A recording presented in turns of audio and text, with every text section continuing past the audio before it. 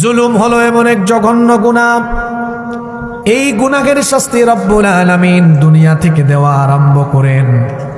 সুতরাং আমি আপনি কারো উপর জুলুম করব না, কোথাও কখনো কারো উপর জুলুম করা যাবে না।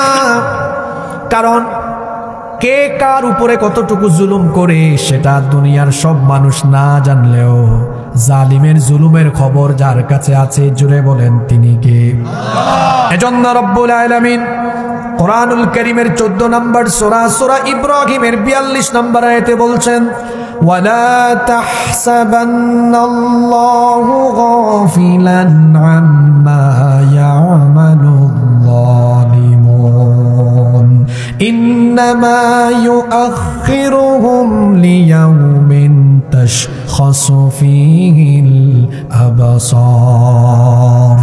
আল্লাহ তাআলা বলছেন তারা যেন এই কথা মনে না করে, জালিমরা যেন এই কথা না ভাবে যে তাদের জুলুম সম্পর্কে আল্লাহ তাআলা বেখবর, তাদের জুলুম সম্পর্কে আল্লাহ জানেন না। এটা যেন তারা মনে না করে, বরং জালেমরা কত জুলুম করছে সব খবর যার কাছে আছে।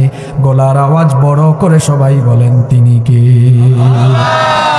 আমার আল্লাহর নিয়ম হলো তিনি জালেমের জুলুমের কারণে সাথে সাথে কোন